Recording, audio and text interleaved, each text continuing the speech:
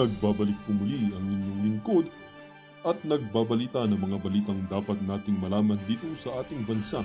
Ito ang Balitang Pambansa. Ating ngang matutunghayan sa channel na ito kung ano ang nangyayari sa loob ng ating gobyerno at syempre tumutulong na rin sa ating mga mamamayan na malaman ang katotohanan dahil mayroon tayong karapatan na malaman ang tunay na nangyayari sa ating bansa. Ngunit bago natin panoorin ang balita, huwag niyo pong kakalimutan na mag-subscribe sa ating channel at pindutin ang notification bell para lagi kang maging updated sa ating mga bagong videos na ina-upload araw-araw. At sa ating mga solid viewers naman dyan ay maraming salamat naman po sa walang sawang pagsuporta. At syempre, huwag din pong kakalimutan mag-iwan ng like at i-share ang ating mga videos. At kung mayroon ka naman pang opinion, ang ating comment section ay bukas para sa inyong mga hinaing. Ito na nga mga kaibigan, ating panoorin ang buong video. Salamat po muli and God bless!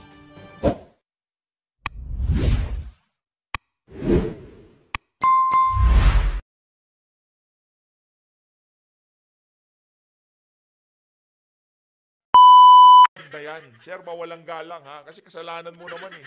Yung mga kasama mo, focus na focus sa pagwawalis. Tsaka yung area na tinatrabaho nila, kahit 2 tao, tapos ho yan eh.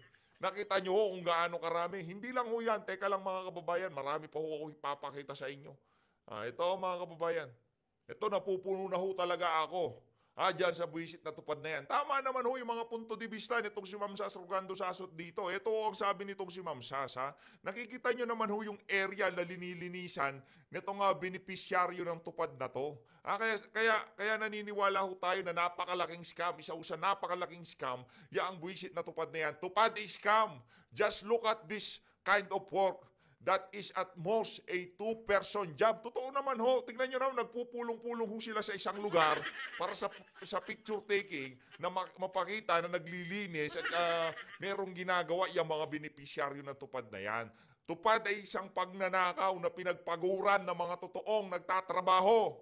Malaking insulto ito sa mga OFW na halos mategi na sa hirap sa trabaho, makapagpadala lang ng pera pangtupad ninyo. Di ho ba kayo nahihiya dyan? Ha? Para ho dun sa mga benepisyaryo, di ho ba kayo nahihiya? Para dito kay kuya. Kuya, di ho ba kayo nahihiya? Magbanat ho kayo ng buto. Kung ibigay ho yung mga pera na tanggap nyo na yan dun sa ating mga kababayang senior citizen, PWD, wala ho tayong reklamo. Sa totoo lang, kasi yun ho hindi na makapagtrabaho yun eh. Kung bigyan niya ng gobyerno, okay lang, wala problema. Ibinigay yan para sa edukasyon, walang problema. Infrastruktura, walang problema. Ibinigay dun sa mga kababayan nating bedridden, yung 5,000 na yan, o pambili nyo ng gamot, pambili nyo ng kung ano man ang kailangan nyo sa sakit nyo. Walang problema. Pero ikaw, Brad, malakas ka pa sa kalabaw. Hindi ka na nahiya. Ito siya, hindi ka na nahiya. Tignan mo sarili mo. Yan nakatakip pa si Ogag, tignan nyo na masarap batukan. Hindi ka nahiya sa sarili mo? Anak ng Petrang Garapata. Yan tignan nyo naman. Yan. Well, meron. Iwinawas-iwas pa ho niya yung perang natanggap niya. Sikat ka ngayon, Brad. Siyempre, di ba? Sikat ka ngayon. Hindi naman siya pinapasikat kita. Mali naman kasi, Brad. Yung tupad na yan, talagang kahit ito kanino ibigay yan, nakita nyo, nakapula sila. Yung mga ating na mapupula ang labi, di ba, kinontent din ho natin yon. Yung mga ating kutis porcelana, ang puputi. Tapos, meron silang hawak-hawak na walis. Nagwawalis-walis sila sa daan. Nung pagkatapos ho ng tupad, yung pagwawalis nila, naka-aura ho sila lahat. Yung tipong parang aaten ho sila sa disco. Ganun ho tayo lokohin ng administrasyon na to. Minsan, sinasabi na lang ho natin sa sarili natin, wala ang magagawa natin, walang utak eh. Anong magagawa natin? Hindi naman nila kayang mag-isip eh. Diba? Yun na lang ho eh. Saya ni Kuya, yan winawas-iwas pa talaga yan. Ilalagay ko to dito, Brad, para talagang mabisa yung mga ginagawa mong kabalbalan na yan. Enjoy mo yan. Nakadantoko Nasa social media yan. Huwag niyong i-upload kung ayaw niyong mag-viral. Ganun lang kasimple yan. Para sa mga iyakin dyan, pinalabas yung mukha ko, kinuha yung di. Huwag niyong ilagay sa social media. Tayo kasi wala tayong social media. Sa totoo lang ha, wala ko tayong personal na social media. Siguro sa mga susunod na araw, gagawa ko tayo ng sarili natin PH update. Kasi basta ayaw ko natin. Tapos, ito yung pinaka-social media natin, PH update. Pero yung personal, wala ko. Wala ko tayo. Huwag nyo na ako hanapin, hindi nyo ako makikita. Wala ako kung personal na ano. Wala ako sa FB, wala ako sa kahit anong social media platform. Hindi nyo ako makikita, mga kababayan. Kahit i-search nyo pa, PH Update, wala ako kayong makikita. Merong mga nagkakatwa, merong mga nagpapanggap, pero hindi ho ako yan. Okay? Ito, dito na ho tayo sa mga magigiting nating mandirigma. Ilagay ko lang, teka lang ha, slice ko lang yung pagmumukha nitong si Kuya Tigas Katawan. Tigas katawan, kapal mukha. Ito, diyan ka lang brad ha, huwag kang aalis dyan. Ginusto mo yan eh. Angas-angas mo pa. Ito, wala ko tayong maraming pag-uusapan dito. Dire-diretso tayo dito sa naging interview nitong si Sir Tio Moreno at itong si Doc. Itong si Doc Richard Mata. Isa ho yan sa mga kinukonsidera nating pangpuno doon sa ating kulang-kulang senatorial lineup. Pag nagkataon gusto din ho kasi natin yang si Doc Richard Mata. Yay! Fine. Okay. Kasama po ako sa na-invite, but I said I got the email a day before the event. And then my lawyer said, mahirap yun, one day lang, then you'll appear. And questionable yung invitation kasi it's like you're an expert resource speaker. Parang we would like to hear from you. Pero bakit puro Duterte ang nakalagay doon? So, ano to, parang invitation, pero at the end, i-contempt ka. So, we need to seek help. So, we're not against them, but we just need to protect ourselves. Well, merong mga nagsabi na kaya daw kayo pinatawag, yung mga sinasabi mga pro-Duterte vloggers, is because para ma-cite daw ng contempt, and then hindi makapag-post until mag-May elections. What are your comments on that? Well, maraming nagsasabi ng ganun, but of course, we cannot accuse them of that. Magiging fake news na naman kami, ito na naman yung sasabihin. But marami pong nagsasabi ng, kasi medyo vocal kami, and ngayon nagkaroon nga ng impeachment, it could be that reason. But we don't know, kasi hindi nga kami umattend. But we are willing to attend. Sana lang ilatag yung, I went to Senate time to time as an expert resource speaker on health. Ganun lang sana. Yung expert lang kami just to put our ideas. Huwag yung pagdating doon, may mali ka na. Parang we need to know ano yung mali. Then we could ask alin doon yung post na fake. We have to defend ourselves before sitting in there. And would you consider yourselves as really pro-Duterte supporters? That's what people are tagging me for. But I'm issue-based. What I've written on social media are more on discussions of the political landscape in the Philippines. So it's not really that I'm always promoting the Dutertes. It's not like that. But ganito kasi yan, if they see you posting positive thing about the Duterte family or maybe the vice president, former president, automatically they will label you DDS. And if you see a writer or a blogger maybe posting about Leni Robredo, automatically that person would be tagged as kakamping. So yan yung nangyayari sa social media ngayon. So it's their judgment. Yeah. Yeah. Okay, so for you, talagang issues-based lang. Yeah. Dr. Richard, based on our research, you are related to Bongo because yung kanyang mom ay pinsa ang buo First mo. cousin. Yeah. Is that the reason why you're pro-Duterte or are you even pro-Duterte? Yeah, that's just a small issue on that. Even kahit hindi ko relative si Senator Bongo. I mean, I'm from Davao. I'm 53 years old. I mean, I saw how Davao changed. Yung kapitbahay namin, sinusunog ang bahay dahil arson. Maraming pinapatay before. Basta hindi lang nag-agree. That's why they said na parang battleground ang Davao City. Doon ako nakatira before. And then my cousin was raped and killed. Oh my goodness. Yeah. Oh. When I was in high school. So, that was a burden for the family. Takot kami sa Davao City. Kaya lang hindi kami makakalis dahil simpleng tao lang kami. And then Duterte came. The style of Duterte, with his voice alone, tinatakot niya ang mga kriminal. Ang kriminal kasi dapat takutin eh. Sabi ni Duterte, Kung hindi ko sasabihin, papatayin ko kayo, hindi nila naintindihan na ididemanda ko kayo based on the revised penal code. Hindi naintindihan ng mga kriminal yon. Pero pag Correct, sinabi niya, pag hindi kayo umalis dito, papatayin kayo, it's just Intimidation tactic. intimidate them. Kaya lang, talang nilabel tuloy siyang gano'n. But it worked. Nawala yung mga kriminal. And our kids, our mga bata, yung anak ko, mga babae, we're safer now. So So that's the I'm reason solid. why you support Solid. for Duterte. And merong dalawang kongresista. Yun no, kasi pagka na-experience ho nila yung serbisyo Duterte, kagaya sa atin, nakita ho natin kung paano nag-transform ang ating komunidad, ha? Talagang nakita ho natin na yung mga durugista noon naghuhugas na ng plato, naglalaban na, ang babait na nila. Pero ngayon, balik trip na naman ho itong mga non-trip na naman ang mga Na ganyan. naglabas ng kanilang views at nagpahiwatig noong weekend ng kanilang tunay na dahilan kung bakit sila pumirma sa impeachment complaint against Vice President Sara. Let's watch this clip. Hindi na ako magpapaka-ipokrito sa inyo. Ayan.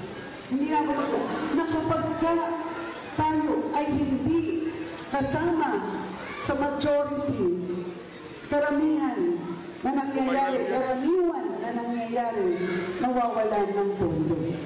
Tama po ba ko doon? Baka mamaya, pag bumoto ko ng impeachment, hindi na natin ito maituloy. Diba? Kasi yung pondo nila dito, baka makuha na. So, ni-vote yes lang gyapon ta kay lisod man guni atong sitwasyon, Sir Jun, kay ako isip congressman sa District 1. Pag ako yung di panumpaan nga serbisyuhan ang katawhan sa District 1. Dabi, kung mo-vote no ko ato, mahimo na ko anag opposition, Sir Jun. Kung mahimo tag opposition kay balora ba taon sa mahitabo ana. Kaning mga Wala tao na. Oh. Itong mga taong nasa 100 kada araw. nga kapin gatos kada adlaw mo bisita sa akong opisina kay mga itabang unsa na lay akong ikatubang sa ilaha, Sir Jun, nga mahubasan naman na di naman ko makapangayo og additional Yun, ang nasa utak lang ho nila, budget. Paano nga naman siya magbibigay? Kailangan namang ilabas niya galing sa sarili niyang bulsa. Dapat yung mga ipamimigay nila, galing din kay Tambaluslos. Galing naman ho yun doon sa mga tax ng ating mga kababayan na pinamimigay nila ng ganun-ganun na lamang. Naging ayuda ho kasi tayo naging ayuda nation.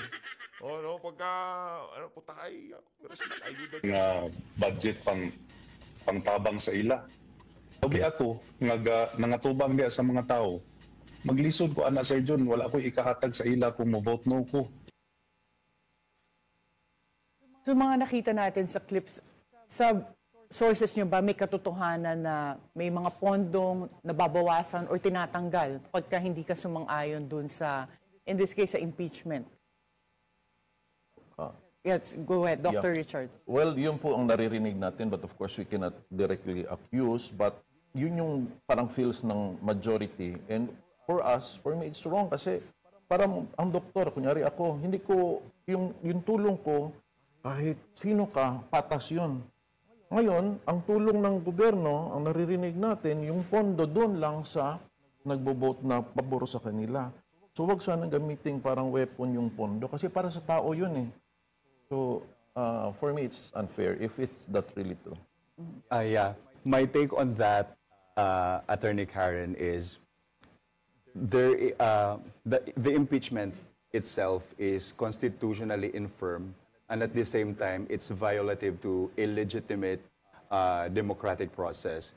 Because the congressmen, their role when it comes to impeachment, there is only one, and that is to determine whether or not the impeachment rap is sufficient in form and substance.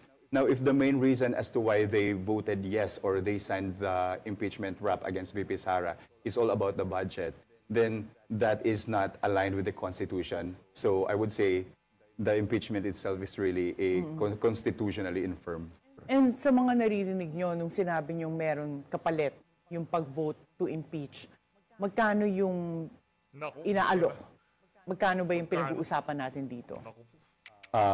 Based on what we've heard, I'd like to make a disclaimer. This is only allegedly. Yes, and I know you keep saying, I don't report news. This is commentary. So we're also curious. That's why I don't wanna have it used against the Correct. program or us, Yes, the two of I us agree. here. But yeah, based on what we've heard, 150 million per 150 million. signature of the congressman. And Ang ganda ho ng pagkalatag ng ano nila, ng kwentuhan nila. Pinalabas muna yung mga congressman na nagsasalita na pagka hindi ka may pumirma dyan sa impeachment na yan, naku, wala tayo dyan. Wala na tayong ayuda. Yung mga programa, may titigil yan. Yun ho talaga ang mangyayari. Kaya yan si Congressman Pulong, ano ho siya, sinasabi niya, opisina ko, walang pera to. Wala akong ayuda may pamimigay sa inyo. No, walang programa ang unang distrito ng Davao kasi tinanggal ho kasi hindi ho siya kaisa sa mga kabalbalan ni Tamba. would you know the composition of this 150 million? Is this cash or in programa ba to? Ano tong 150 million? Actually, it's AKAP and AIX, and more the other chunk of that Ayuda. is for the infrastructure development of the district. So, naka-divide yan lahat, tatlo. And yeah, Do you know yung pagka-divide? How much? I'm not sure with the figure now, but I've written about it. I just can't recall the exact number. Attorney Karen, I'll provide it to you later. Dr. Richard, do you have any idea? Because based on some of the sources, they say it's 25 million in AKAP, so yung ayuda that you can give, and then 25 million in AIX, and 100 million hard projects I of read their that. choice. I read that as well. So, ako po ay nababasa ko lang din. So, I don't have, a hard copy or direct information, pero it's all over the web. Okay. And meron ding usap-usapan na mapapalitan naman ang leadership in the House. Narinig nyo rin ba ito? Yes po. So bakit naman papalitan si House Speaker Martin Romualdez? I think that's already part of the political strategy because right now, if we will analyze the current political landscape, we see that there is a union of Martin Romualdez, Lisa Marcos Araneta, and Bongbong Marcos with the Yellows or the Liberal Party. So they are doing the add and subtract strategy, and the other political group is doing the alliance thing. So maybe there's a bigger plan on that aspect. That's why they want to remove, not technically remove or replace Romualdez, because maybe they are so sure now that VP Sara gets impeached. So yan ang analysis mo. Yeah, that's my own analysis. And Dr. Richard, what's your take on that? Sino kaya yung mga maaring pumalit kay Speaker Martin kung totoo nga na mapapalitan siya? Well, in my opinion, kung papalitan siya, because siguro siya ang naging Vice President. If Sara will be impeached. Not necessarily to take him down, but to have him higher. Because that's what I can foresee, that siya talaga ang standard bearer for 2028. Nagkakabistuhan na, kumbaga yung larawan talagang lumilinaw na dito saan pagkakataon na to. Aalis si Tamba para tsaka na rin iwas init sa social media, di ba? Kung sino man kasi yung magiging speaker diyan, yun ang pagtutuunan natin ng pansin Kumbaga, pero behind the scene ang nagtatrabaho lahat itong si Tambaluslos. Nasabi lang na ikaw yung kumbaga puppet speaker ka kung tawagin, no? Pero ang tumitimon talaga, ito pa rin si Martin Tambaluslos. Tapos, siyempre, hindi na siya masyado nakikita-kita. No? Pero siya pa rin naggumagawa ng mga kabalbalan dyan sa House of Representatives. Baka lang ho natin mga kababayan. Pero ibang usapan yun pagka ang ilinagay dyan sa natural. Wala naman hindi naman ipapalit kay Tambaluslos yung mga kaalyado ni VP Sara. No? Baka biglang i-recall ang impeachment na possible ho kaya yun na yung 28th Congress kansilahin o bawiin. Naisend na sa na yun, sa Senado na yun. Kumbaga tingnan na lang ho natin. Sa kanila naman yung prosecution team yung mga prosecutor sa kanila kung ang papalit itong si Madam Gloria, may kalalagyan itong mga itong impeachment na to pagka si Madam Gloria ang naging kapalit nitong si Tamba. And just my opinion na mababat lang talaga siya sa ratings. So, possibly, kaya kailangan ma-impeach si Sara at malagyan ng cannot run for office anymore. Then, well, the problem there is mahina pa rin siya eh. Parang if I could suggest them, they need a more popular candidate for 2028 and just do away with all this political stuff na kailangan pang i-impeach si VP Sara. Do you think it's backfiring na may impeachment pa? Yeah, it's hindi maganda sa tenga ng 32 million people because we voted the Vice President as a reserve president. And God forbids may mangyari sa President natin, sino yung uupo doon na taong hindi namin binoto? That's unfair. So kaya nasasaktan ang mga tao. Dahil binoto ng tao yan, huwag niyong galawin yan. What about you, Tio? Oh yeah, so as mentioned earlier, I said that it's more on like the political strategy because if it happens that VP Sara gets impeached, based on the Constitution, the President has the power to nominate someone and the Congress would convene for that person to be the next Vice President. So I think Martin Romualdez has the number now in the Congress. We see it based on the signatures of the impeachment rap. So that's only my analysis. And sino naiisip nyo or naririnig ninyo na maaring pumalit? We've been hearing some names as to potentially become speaker. I hope this will not be taken against me, but I heard the name of Toby. Toby Tiangco? Tiangco, yeah. Bigyan ko. So, yeah, that's what I heard. I don't know anything about it now. Kayo, Dr. Richard, may narinig ba kayo? Wala What naman about former President GMA? Did you hear her as a potential speaker? Okay, and sa tingin niyo po ba nahati sa ngayon yung allegiance ng military and PNP dahil dito sa mga nangyayari with the impeachment of Vice President Sara?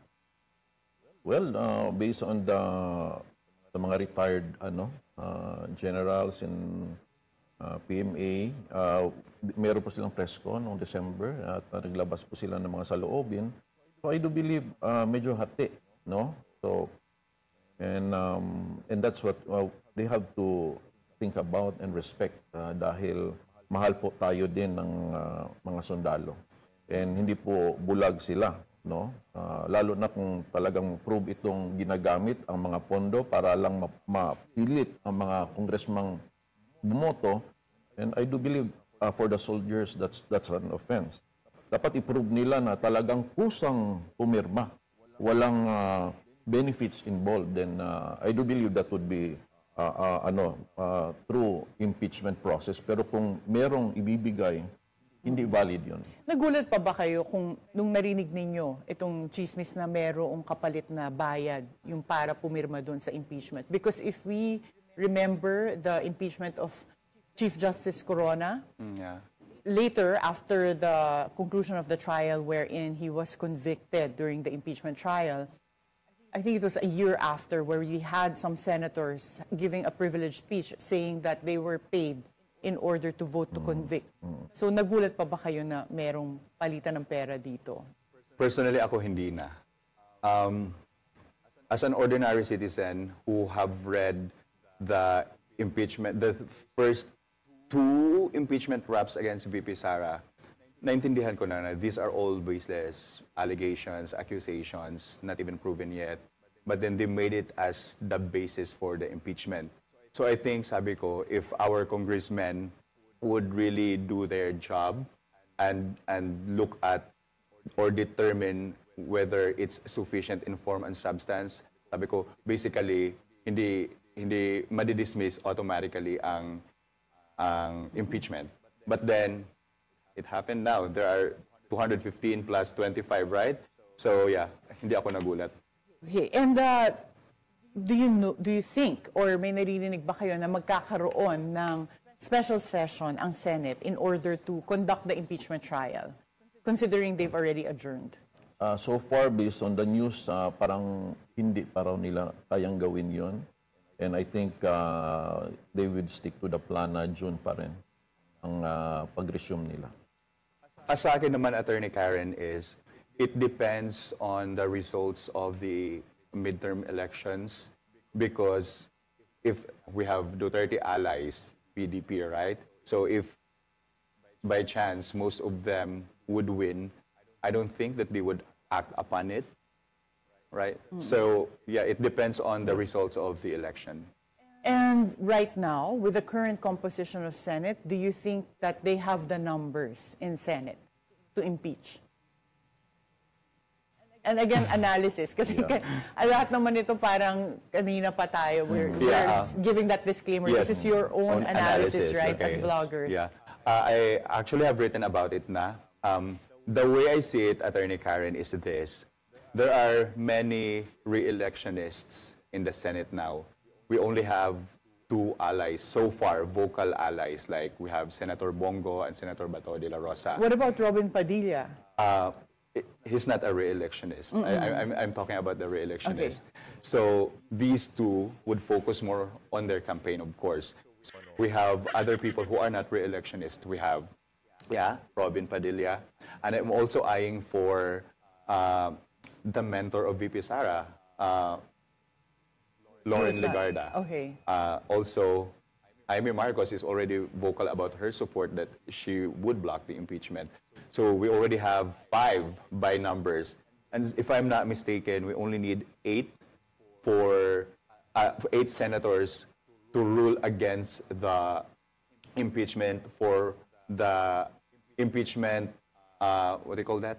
The Articles of impeachment articles of would be impeachment. I think it's 8 dismissed. or 9, yeah. Yeah, and so for the articles of impeachment to be dismissed, disregarded, we just need that. So I think we have the number in the current structure of the Senate You have the numbers to stop the impeachment. to stop the impeachment. And if yeah. there were if this happened, the trial happened after the elections, do you think that they would have the numbers to impeach? Doc Richard? Yeah, well, my suggestion for the people then, let's go for pro Dutertes talaga, as much as we can. Because we need a bigger number to be safe. It's not about protecting Sara Duterte. It's protecting that Sara should remain in the list to run as president in 2028. That's our right. Kasi ang takot namin, one thing na po yung impeachment But our fear as well is ma-remove siya sa listahan na hindi siya makarun for president. And that we need to protect. Kailangan ng tao na may Sara Duterte na tatakbo ng 2028. So we need to vote pro-Duterte senators. And do you think that At yang si Doc Richard Mata, parang malapit na ho nating ilagay yung larawan niya dyan. Baka bukas ilagay na natin yung picture nitong si Doc Mata dyan. this Lagay na natin might siguro. not sit well with those people who calling for accountability? I mean, as a public official, yung mga naging questions on confidential funds and other issues, that's the other side of the coin. Yeah. What would you say about Well, that? who's saying that, di ba? I mean, hindi naman ang tao ang nagsasabi nun Kung talagang concerned talaga sila about corruption, inuna sana nila ang PhilHealth. Bakit kinuna ng bilyon? Saan napunta? Bakit may mga blanco ang ating annual budget?